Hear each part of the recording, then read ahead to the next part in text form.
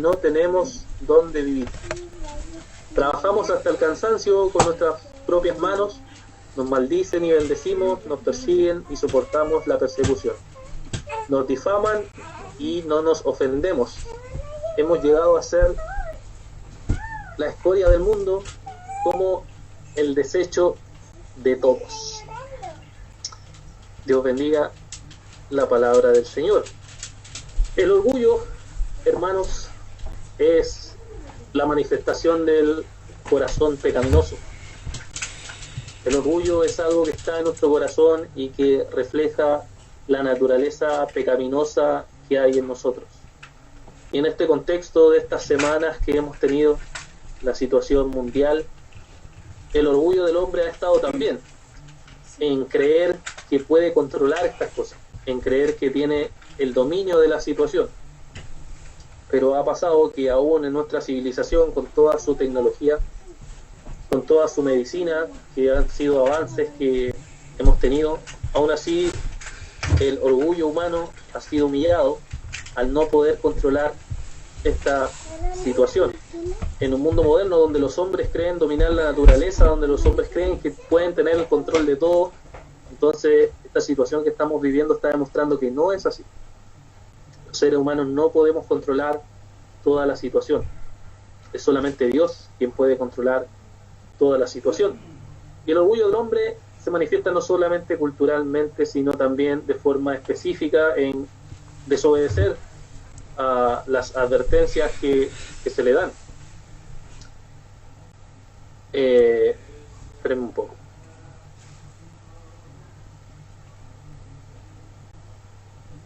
Espérenme un poco.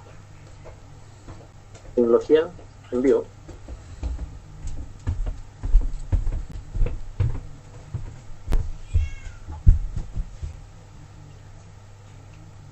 Ya, ok, comprobado, solo se escuchaba bien, hermano.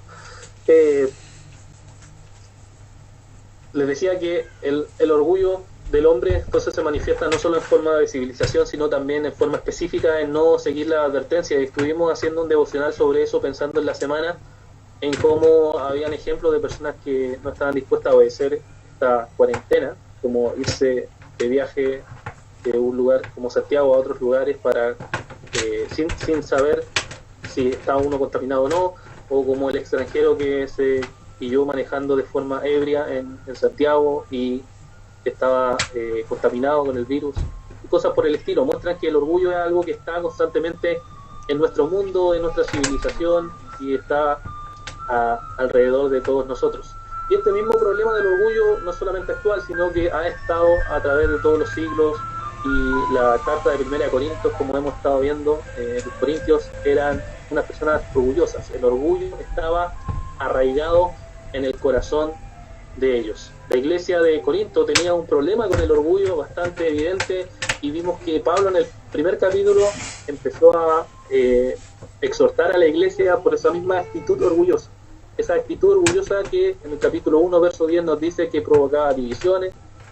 En el mismo capítulo 1, verso 11 nos dice que habían contiendas. En el mismo capítulo 1, verso 12 nos dice que habían partidismos. En el mismo capítulo 1, verso 17 nos dicen que se jactaban de estas palabras elocuentes. Y en el capítulo 3, verso 3 nos dice que también habían celos. Todas estas cosas eran actitudes carnales del orgullo pecaminoso que había en la iglesia de Corinto. Y para combatir esas ideas, Pablo empezó a usar unas metáforas para ilustrar que en verdad todos tenemos un lugar en la iglesia de Dios, todos tenemos un lugar en donde podemos servir, y no se trata de ser superior al otro, sino que simplemente se trata de servir en la obra de Dios. Usó, si recordarán, analogías o metáforas como que la iglesia es el campo de Dios, en donde cada uno tiene su deber, en donde servir. La iglesia es como el edificio de Dios, en donde cada uno debe edificar en base a lo que el Señor ya estableció, y cada una de las cosas que nosotros edifiquemos van a ser juzgadas por el Señor. Y en el capítulo 4 había comenzado el apóstol Pablo a mostrar de que estas personas, los líderes de la iglesia, eran servidores y administradores de los misterios de Dios, y por tanto realizar juicios ligeros sobre ellos, sin saber que finalmente Dios es quien va a hacer el juicio total, y el único que conoce todas las intenciones de los corazones era simplemente o se transformaba simplemente en algo pecaminoso.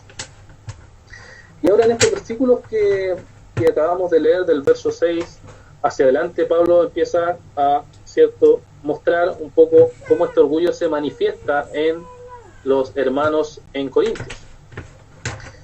Fíjense lo que dice: por eso, hermanos, les digo esto para su propio bien. O sea, todas las cosas que anteriormente el apóstol había venido diciendo, él las decía para el propio bien de los hermanos. Ese era su propósito, que sean edificados y que comprendan bien las cosas que él había venido exponiendo. Y dice: y pongo como ejemplo a Apolos y a mí, para que de nuestro ejemplo aprendan a no pensar más allá de lo que está escrito. O sea, el apóstol Pablo, junto con Apolos, se ponen como ejemplos.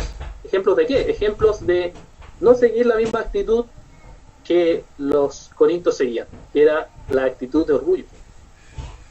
Y ciertamente el apóstol Pablo se consideraba para la iglesia de los corintios como una persona débil, de presencia débil y de palabras débiles. ¿Cómo sabemos que es así? Segunda de Corintios, capítulo 10, versículo 10. Nos dice, Segunda de Corintios, capítulo 10, versículo 10. Dice la palabra de Dios: hay quienes dicen que mis cartas son duras y fuertes, pero que mi presencia física es débil y que mis palabras no valen nada. Eso era lo que la iglesia de Corintios pensaba sobre el apóstol Pablo, diferente a lo que probablemente pensaron acerca de Apolos. ¿Por qué? Porque Apolos era una persona que tenía una capacidad muy buena de elocuencia, de forma de hablar, de predicar, o como los corintios lo veían. En Hechos capítulo 18, verso 24, se nos describe un poco ahí cómo era Apolos. Hechos capítulo 18, verso 24. Recordará aquí cuando estaba fundándose casi la iglesia de Corinto, dice: por estos días llegó a Éfeso un judío de Alejandría que se llamaba Apolos. Era muy elocuente y tenía un sólido conocimiento de las escrituras. Entonces, por un lado tenemos al apóstol Pablo, que se consideraban débil, que lo consideraban débil, de presencia física despreciable, y tenemos a Apolos, el cual era considerado muy elocuente, o la gente veía que era muy elocuente y tenía un sólido conocimiento de las escrituras. Pero Pablo dice: miren, somos diferentes según ustedes, pero ninguno de nosotros muestra competencia o muestra arrogancia. Ninguno de nosotros está compitiendo el uno al otro, sino que estamos unidos el uno al otro. Y Pablo pide que aprendan de esta humildad, que aprendan a ser humildes, a no pensar más allá de lo que está escrito. Hay una cierta discusión sobre a qué se refiere a pensar más allá de lo que está escrito, pero en general todos tienden a que se refiere a la escritura, a pensar a que se refiere a algo de la escritura. Puede ser los capítulos anteriores de la escritura o el Antiguo Testamento. Entonces les dice: aprendan a pensar solamente a partir de eso y no estén tratando de especular acerca de otras cosas. Como la filosofía estaba alrededor de ellos, la filosofía retórica o estos discursos vacíos que existían en aquel lugar, los corintios estaban poniendo su confianza en eso y no estaban escuchando la escritura. Y eso estaba trayendo conflictos entre ellos. Y en el versículo 7 el apóstol lo que hace es hacer preguntas, como lo hace comúnmente, para que los corintios piensen, para que reflexionen acerca de su condición, para que reflexionen en torno a lo que están viviendo y pensando. Y hace 3 preguntas el apóstol Pablo en el verso 7. La primera es: ¿qué te hace superior? Porque ¿quién te hace superior? Nos dice la palabra de Dios. Las contiendas, las divisiones o los celos surgen debido a que una persona se considera superior a otra persona. Ellos pensaban tener más dones que los demás, ellos pensaban tener más conocimiento que los demás, y por tanto eso va a llevar inevitablemente a yo creerme superior a los demás. Pero la respuesta ahí a esta pregunta retórica es: ¿quién te hace superior? Nadie. La respuesta tiene que haber sido nadie, Nadie puede considerarse superior a otro porque ambos son iguales delante del Señor. Solamente tienen diferentes dones que Dios le ha dado para servir a la iglesia. Pero nadie es superior a otro. Nadie debería considerarse superior a otro hermano. La segunda pregunta es, ¿o qué tienes que no hayas recibido? Esta pregunta, en otras palabras, es ¿qué cosa de lo que tienes no es algo que te han dado? ¿Qué cosa de lo que tienes no es un regalo? Tú naciste en una familia que te cuidó, alimentó, cobijó, acompañó en tu crecimiento. Luego tuviste amigos, estudios, trabajo y la salvación. Y todo esto ha sido por tu esfuerzo, todo esto ha sido porque tú lo merecías.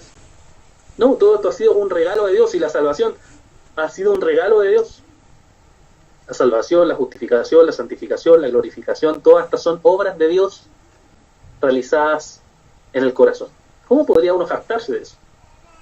Pero los corintios se jactaban de tener estas cosas, de haber recibido estas cosas, y olvidaban que la palabra de Dios decía que todo esto es un regalo. Santiago capítulo 1 verso 17 nos dice: toda buena dádiva y todo don perfecto desciende de lo alto, del Padre de las luces, en quien no hay cambio ni sombra de variación. Todo regalo, todo lo que tenemos es un regalo de Dios para nosotros. Nada más. Eso. Y eso es lo que la iglesia de Corinto no había comprendido. Y en tercer lugar, o la tercera pregunta que hace Pablo es: ¿por qué te jactas como si no te lo hubiera dado? Y era absurdo que se jactaran de los dones de Dios, pero más absurdo era que ellos pensaran que ellos eran el origen de estos dones. Pablo pregunta: ¿acaso ustedes creen que ustedes se han ganado la salvación? ¿Acaso tienen estos dones que tienen por sus propios esfuerzos? ¿Su esfuerzo han llegado a obtener estos dones? ¿Acaso son ustedes el origen de la bendición de Dios? Es absurda toda jactancia. No tiene ningún sentido esta jactancia. Y para rematar, Pablo aquí lo que hace en el verso 8 es usar una ironía con ellos. Sí, la ironía en general no es buena, pero hay casos en que la Biblia usa este recurso para mostrar lo absurdo de una posición. Y uno puede leer ahí en el verso 8: ustedes ya están satisfechos, ya son ricos, y aún sin nosotros reinan. Pues cómo quisiera yo que reinaran para que también nosotros reináramos juntamente con ustedes. Pablo dice: ustedes se sienten satisfechos, bueno, unámonos en esta satisfacción. Ya estamos satisfechos. La idea de satisfecho es comer hasta llenarse, hasta estar totalmente satisfechos, llenos. Ya estamos llenos. Eran como la iglesia de la Odisea, en Apocalipsis capítulo 3, verso 17, en donde ellos decían: tú dices, yo soy rico, he llegado a tener muchas riquezas, no carezco de nada. Esa era la actitud. Pablo está irónicamente diciendo: ok, somos todos satisfechos, estamos todos llenos ya. Ustedes están ricos y satisfechos en conocimientos, en sabiduría, en dones. Ya no necesitan nada. Me encantaría reinar con ustedes, dice. Reinemos juntos. Me quiero unir a su reinado de sabiduría y de riqueza. Pablo, con esta ironía, está atacando el corazón mismo del orgullo que los hermanos de Corintios tenían. Está confrontando ese orgullo pecaminoso que había en ellos. Y por tanto, estos versos nos pueden enseñar tres cosas respecto a nuestra vida, tres cosas en cómo nosotros vivir nuestra vida. Y en primer lugar, es que todos nosotros necesitamos ser humildes. Todos nosotros necesitamos ser humildes, hermano. Pablo contrasta la arrogancia de los corintios a seguir su ejemplo. Uno podría decir: ya eso suena un poco orgulloso, siguen mi ejemplo. Pero Pablo dice esto de seguir el ejemplo porque en otra ocasión, en la misma carta, en 1 Corintios 11:1, Pablo le dice: imítenme a mí, así como yo imito a Cristo. O sea, Pablo llama a que sigan su ejemplo porque él sigue el ejemplo de Jesús. No porque Él solamente diga, yo soy el ejemplo en todo, sino, síganme a mí, porque yo imito a Cristo. Pablo podía decir que lo imitaran, porque él imitaba a Cristo. Y se puede imitar a Cristo en varios sentidos, en su fe, en su momento de oración, temprano por la mañana que estaba buscando al Señor, en su integridad, no había nada de lo que lo pudieran acusar, en su conocimiento de la Biblia, que era fantástico. Se puede imitar a Jesucristo en varias formas, pero a lo que Pablo alude aquí por el contexto es imitar a Cristo en la humildad. Y una de las cosas que nos cuesta como seres humanos es ser humildes. Porque un poco de prosperidad, un poco de poder y ya somos lo máximo, somos superiores. Un poco de conocimiento y ya, listo, soy el mejor, estos pobres de aquí, estos ignorantes de allá. Y rápidamente podemos tratar así a las personas porque eso es parte del corazón pecaminoso que habita en nosotros. Y Jesús dijo en Mateo capítulo 11, verso 29, Mateo 11, 29, lleven mi yugo sobre ustedes y aprendan de mí, que soy manso y humilde de corazón, y hallarán descanso para su alma. Fíjense lo que dice el Señor, que el Rey y Creador del universo, el soberano de toda la creación, dice, yo soy manso y humilde de corazón. Manso y humilde de corazón. ¿Somos nosotros así, hermanos? ¿Eres tú así de humilde de corazón? ¿Imita a Cristo en esa humildad? ¿Imitas a Pablo, a Apolos en esta humildad? ¿Conoces que los pastores sean un ejemplo de humildad para ti? Eso debe ser nuestro deseo, nuestro anhelo, el desear y el anhelar ser humildes. Y solamente el poder de Dios puede hacer eso en nuestros corazones. En segundo lugar, tenemos que reconocer que todo lo que tenemos viene de Dios. Todo lo que tenemos viene de Dios. Los corintios se jactaban de los dones que tenían como si fuera algo que ellos consiguieron, pero en realidad era un regalo de Dios. La vida y la salvación son todo un regalo de Dios. La fe es un don de Dios, nos dice Efesios. Es un regalo. Es un regalo. En ocasiones he conocido personas que dicen haber dado mucho por las cosas de Dios, o por la obra de Dios, o haber hecho grandes sacrificios por su iglesia. ¿Qué hay detrás de esa idea? ¿Qué hay detrás de esas palabras? Detrás de esas palabras es que estás tomando las cosas como si yo las hubiera realizado con mi esfuerzo y hubiera puesto todo mi conocimiento y todas las cosas que hago como si fueran gran cosas, cuando no entiendes que Dios es quien nos dio todas las cosas para hacer las cosas para su iglesia, para glorificarlo en todas las cosas. Y esa actitud produce un corazón no agradecido, sino un corazón arrogante, un corazón que se enaltece, un corazón que busca reconocimiento en el fondo y no está solamente confiando en la gracia de Dios. ¿Somos hermanos así de agradecidos? ¿Reconocemos que todo lo que tenemos proviene de la gracia de Dios? Aún en estos momentos de dificultad que estamos pasando, reconocemos que todo proviene de Dios. Te humilla ante el reconocimiento del Dios soberano, que es quien regala y quien da todo conforme a su voluntad. Y lo tercero y más evidente que está en estos pasajes es que el orgullo, la arrogancia o la jactancia son pecados. Pecados para Dios, y Dios aborrece estos pecados. Era un problema que estaba en la iglesia de Corinto y que se enfrentaba debido a la influencia de la filosofía retórica que hacía y aumentaba esta actitud pecaminosa. Pero sin duda nosotros también podemos enfrentar esto en la actualidad, y la Escritura nos advierten sobre el orgullo. Nos advierten sobre el orgullo, el peligro del orgullo. Dos versículos, Proverbios capítulo 11, verso 2. Proverbios capítulo 11, verso 2. Dice, con la soberbia llega también la deshonra, pero la sabiduría acompaña a los humildes. Con la soberbia llega la deshonra, hermanos. No hay honra en ser soberbio, en ser orgulloso, en ser jactancioso. No tiene sentido, es pecado. Es algo mortal, es algo que Dios odia y que debe estar lejos de nuestro corazón. Pero la sabiduría acompaña a los humildes. Los humildes pueden recibir sabiduría, se les puede enseñar, se les puede corregir, se les puede decir qué cosas les faltan, y humildemente acepta esa corrección. Romanos capítulo 12, verso 16, el apóstol Pablo ahí está exhortando a la iglesia en Roma y diciéndoles también sobre el peligro de esta actitud. Romanos capítulo 12, versículo 16, en un contexto de exhortaciones para los hermanos, dice: vivamos como si fuéramos uno solo, no seamos altivos, sino juntémonos con los humildes, no debemos creernos más sabios que los demás.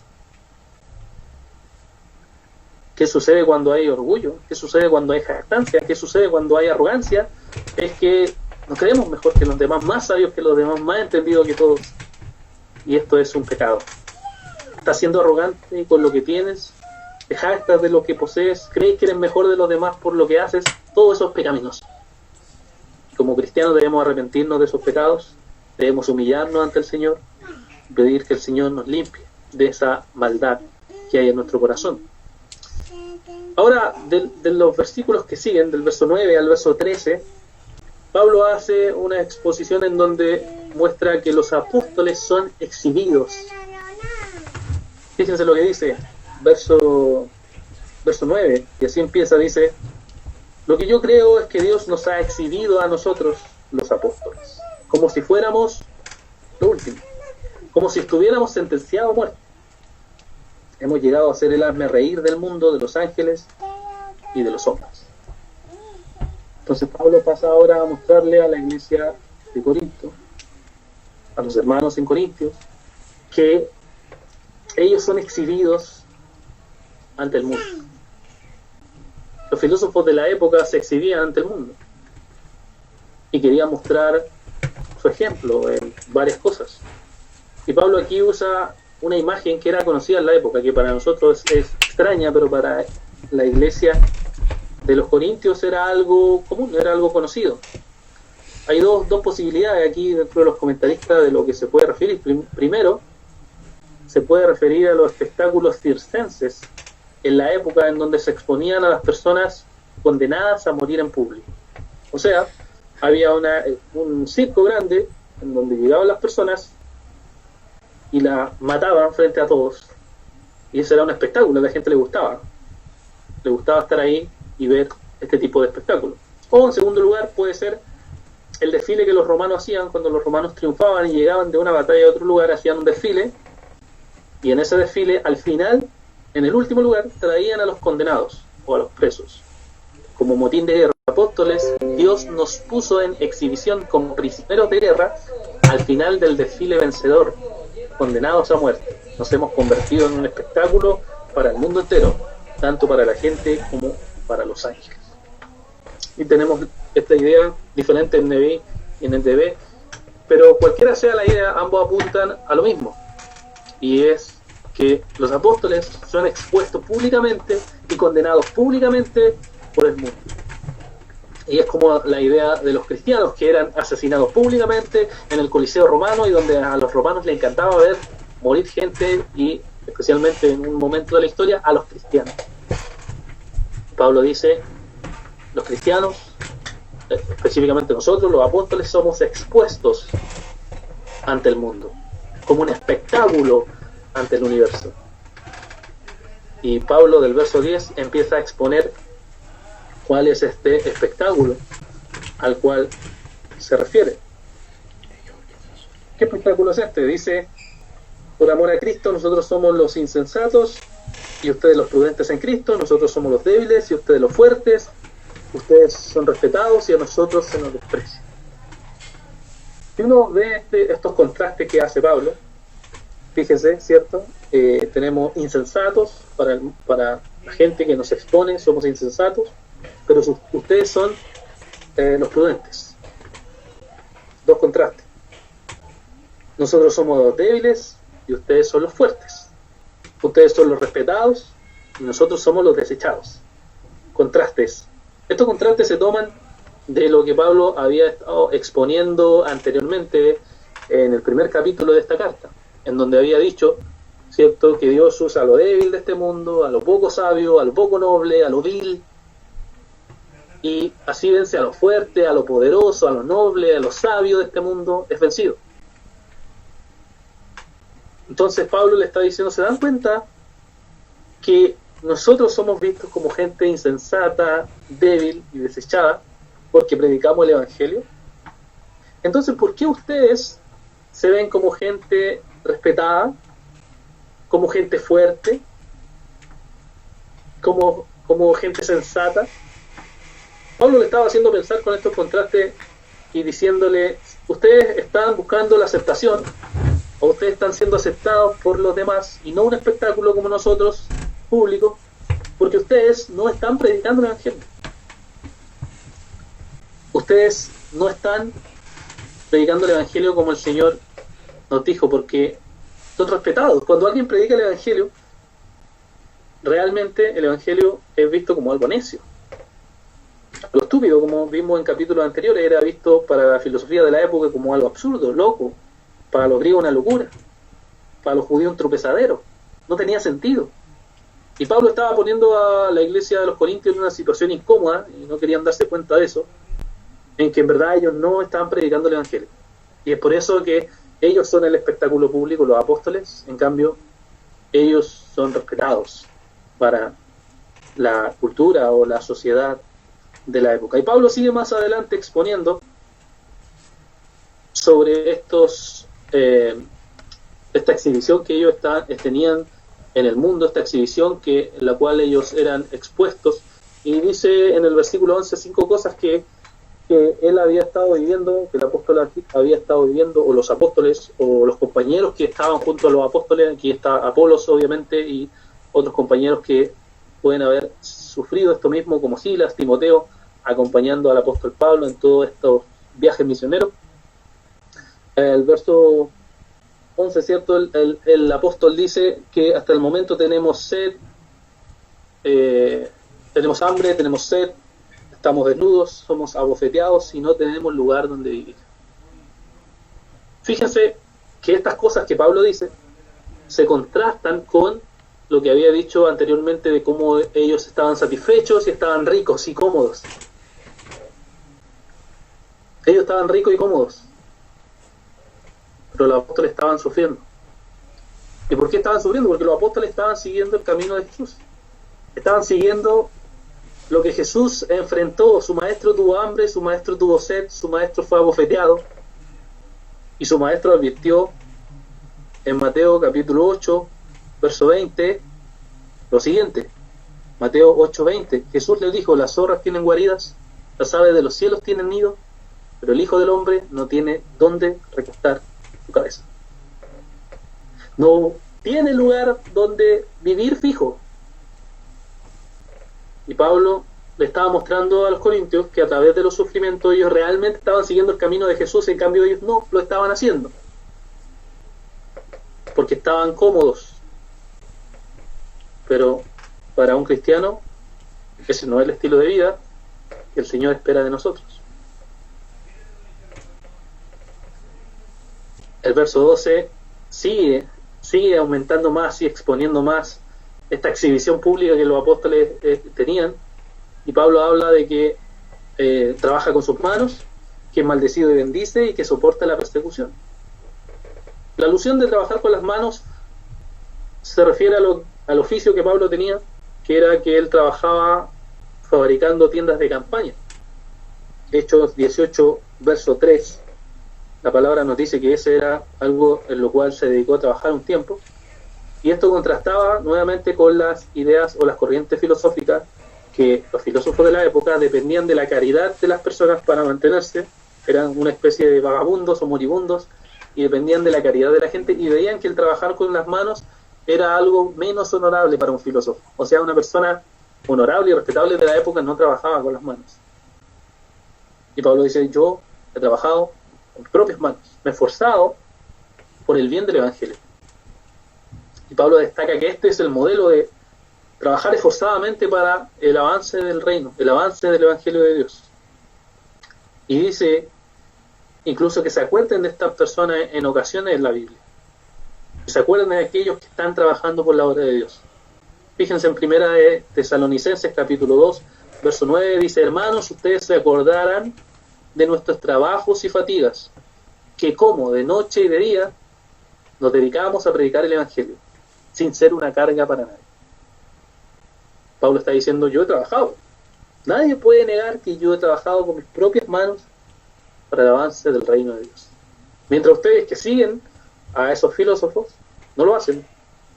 Incluso piensan que no es honorable hacerlo, influenciados por esa visión pagana del trabajo. Y además nos dice que él había sido maldecido, y en vez de maldecir de vuelta, dice que de bendecir. Y esta es una clara alusión a lo que el Señor hizo, al modelo de Jesús, en cómo el Señor enseñó a sus discípulos, a ellos mismos, que no había que maldecir cuando nos maldecían, sino que debíamos bendecir cuando nos maldecían.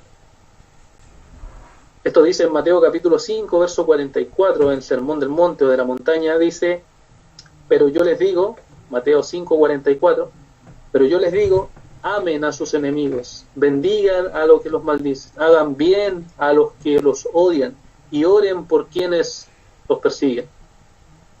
Ese es el modelo, esa es la voluntad del Señor para nosotros. Y en Lucas capítulo 23, verso 34, está Jesús en la cruz, está diciendo estas palabras. Jesús les decía: Padre, perdónalos porque no saben lo que hacen. El Señor no maldecía, incluso en momentos en que estaba muriendo, está sufriendo, está enfrentando dolor y dificultad. Y Pablo nos dice que así es como nosotros debemos vivir. Los apóstoles estaban diciendo que así ellos habían actuado, porque estaban siguiendo lo que el Señor había enseñado. Y en tercer lugar, aquí también dice que Él está sufriendo persecución. Y Jesús nos advierte que eso es parte de ser cristiano. Eso es una marca de la historia de los cristianos a través de los siglos y de los hermanos que están sufriendo persecución en la actualidad también en otras partes del mundo. Nos dice Juan capítulo 15, verso 20, Jesús advirtiéndole a sus discípulos, diciéndole: acuérdense de la palabra que les he dicho. Juan 15, 20. El siervo no es mayor que su Señor. Si a mí me han perseguido, también a ustedes los perseguirán. Si han obedecido mi palabra, también obedecerán la de ustedes. Les van a perseguir. Les van a perseguir. Me asegura, les van a perseguir, hermanos. Es parte del propósito del Señor, es parte de su voluntad. Y en el verso 13 nos termina diciendo, agregando más cosas que le vienen, ¿no? Que es difamación, ofensa y escoria. Todo esto sumado, ¿cierto? Del hambre, de la desnudez, de la persecución, finalmente está también la difamación. Estos cristianos son ateos, que es como les decían en el primer siglo. Estos cristianos ofenden, y por tanto hay que ofenderlos. Estos cristianos son escoria, son basura. Y se refería, ¿cierto?, a la basura más vil y asquerosa de la época. Esos son basura, hay que eliminar la basura. No sirven para nada. Se consideraba lo más vil los cristianos. Y Pablo sabía eso, que había estado enfrentando eso. En una ocasión a Pablo le dicen que él es como una plaga. Él es como el virus. Él es como un virus que se expande por el mundo y que finalmente está haciendo daño. Esa es la visión que tenían sobre el apóstol Pablo. Y le está diciendo: así nos ven a nosotros ante este espectáculo. ¿Cómo lo ven a ustedes, corintios? ¿Cómo lo mira el mundo ustedes? ¿Los acepta? ¿Los quiere? ¿Por qué? Si cuando alguien es consecuente y vive conforme a la voluntad de Dios, no puede esperar que venga del mundo un buen trato.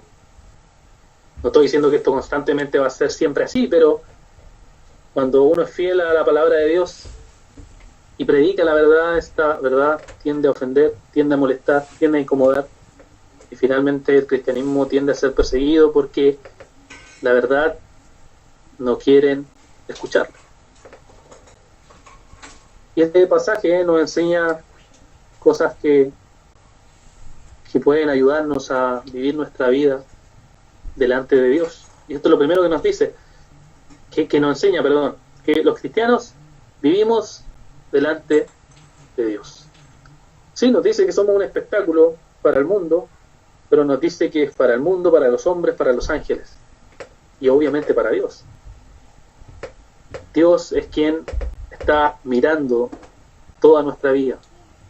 Dios es quien está observando toda nuestra vida y está viendo cómo vivimos, porque nadie más puede ver mejor que eso que Dios, cómo vivimos.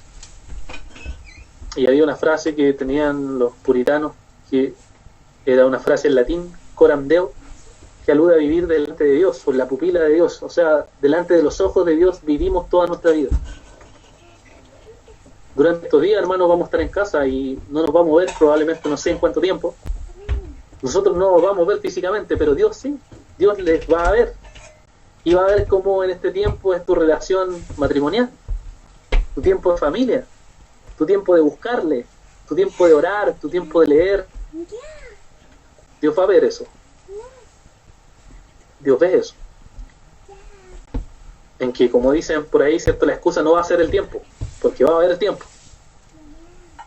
Y Dios va a revelar eso, y va a mostrar eso, y va a ver eso en nuestros corazones. Vivimos delante del Señor. Los cristianos que morían en el Coliseo Romano, o que morían aquí en estos desfiles o en esta exhibición de los circos, ellos morían, muchos de ellos cantando. ¿Por qué? Porque sabían que estaban delante de Dios y que se iban a encontrar con Dios.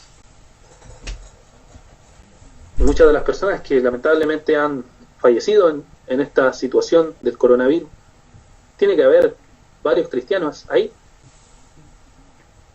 y han muerto delante de Dios y esperan encontrarse con el Señor.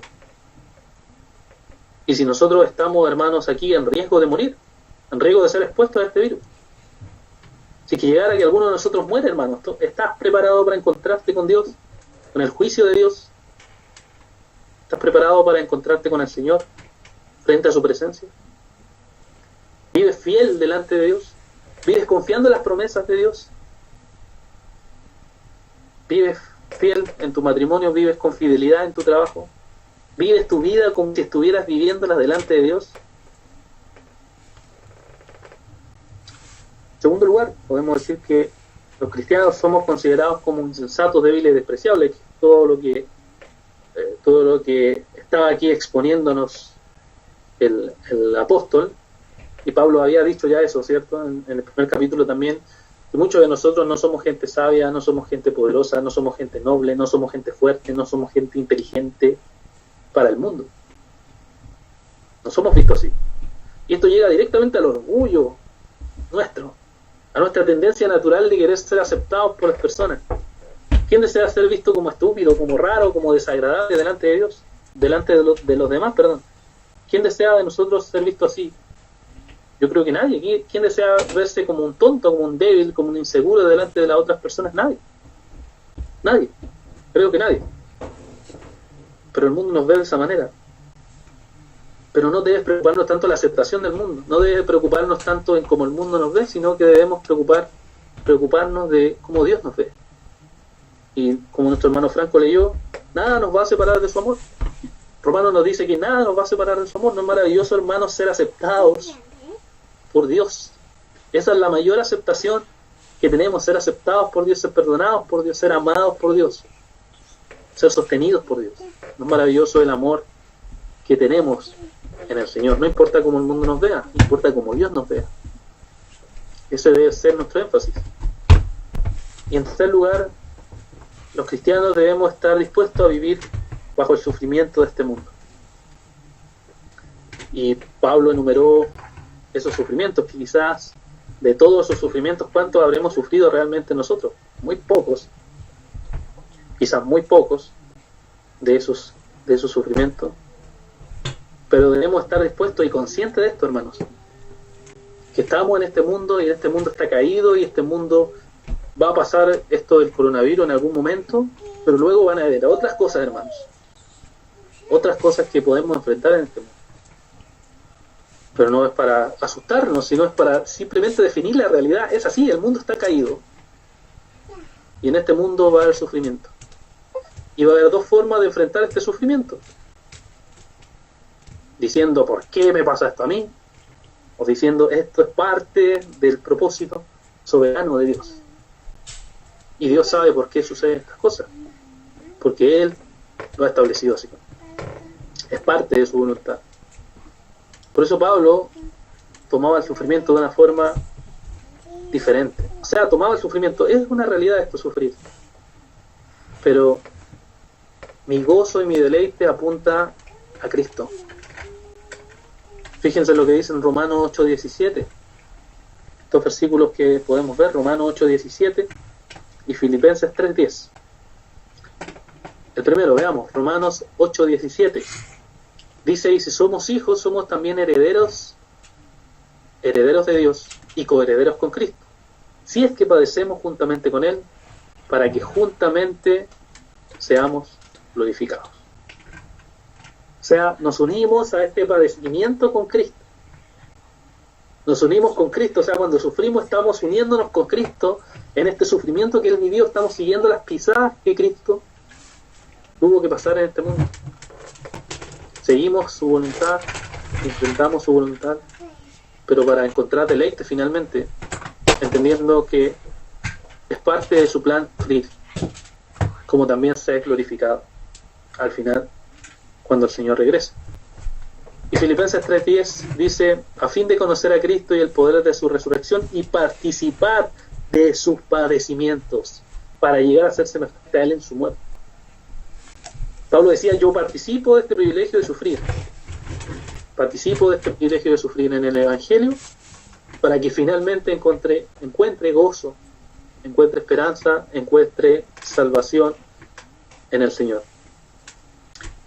La realidad, hermanos, es que hay solamente uno que sufrió de forma perfecta, de forma plena, de forma total, y el que tomó todo nuestro sufrimiento fue Jesucristo. El único que realmente sufrió de una forma total y murió en nuestro lugar, y que ahora tenemos la esperanza de la gloria del Señor. Algún momento todo este sufrimiento terminará, y el apóstol Pablo lo sabía aquí mientras le escribía a los corintios, sabía de que eso iba a terminar en algún momento, y la gloria real de Cristo viniendo a regresar a buscar a su pueblo y terminando todo este sufrimiento y todo este dolor está en esa esperanza que tenemos. Tenemos esa gran esperanza en Cristo. Tenemos esa gran salvación, esa gran promesa, que pase lo que pase, suframos lo que suframos, en Cristo tenemos esa gran esperanza. Y en eso hay que aferrarnos, hermano. En eso hay que confiar y alejarnos de todo orgullo, de toda vanidad, de toda pecaminosidad que existe en este mundo. Animémonos, hermanos, en esta semana. Confiemos en el Señor, en sus promesas. Confiemos en la cruz. Confiemos en el poder de su resurrección. Tengamos esperanza en la venida de nuestro Señor Jesucristo. Vamos a ver.